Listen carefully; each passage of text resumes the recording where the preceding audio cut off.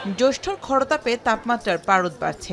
কয়েকদিন ধরেই সূর্যের প্রখরতায় ঝলসে উঠেছে পরিবেশ। দুপুর গড়াতেই উত্তপ্ত হয়ে উঠছে পথঘাট, তাতে ভোগান্তি বাড়ছে জনজীবনে। বরাবরের মতোই তাপপ্রবাহের কবলে দক্ষিণ পশ্চিমাঞ্চলের সীমান্তবর্তী জেলা চুয়াডাঙ্গা। চলতি মাসে টানা 10 দিন ধরে তাপমাত্রা ওঠানামা করছে 36 থেকে 37 ডিগ্রির ঘরে। কাঠফাটা রোদে তাতিয়ে উঠেছে প্রকৃতি, বিপাকে পড়েছেন খেটে খাওয়া মানুষ।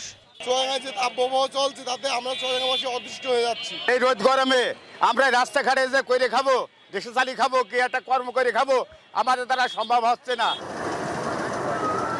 তীব্র রোদে তাপমাত্রা বাড়ছে রংপুরেও। ছুটির মধ্যে জীবিকার তাগিদে অথবা প্রয়োজনে যারা বের হয়েছেন তাদের পুড়তে হয় প্রখর রোদে। এছাড়া শরবতের দোকানগুলোতেও ভিড় করেছেন অনেকেই। এদিকে গরমে সবথেকে বেশি কষ্ট পাচ্ছেন বৃদ্ধ ও শিশুরা। চাহিদা বাড়ছে দুদিন থেকে।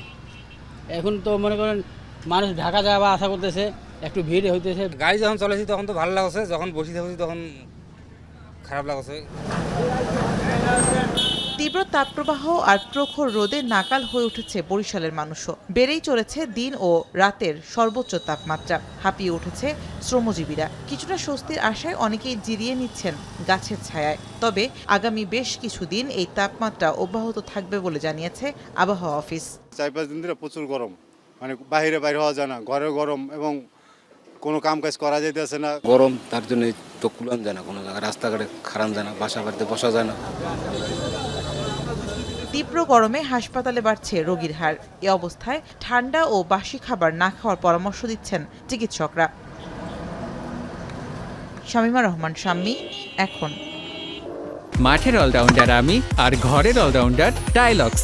টাইলক্স টয়লেট ক্লিনার। ক্লিন মানেই টাইলক্স।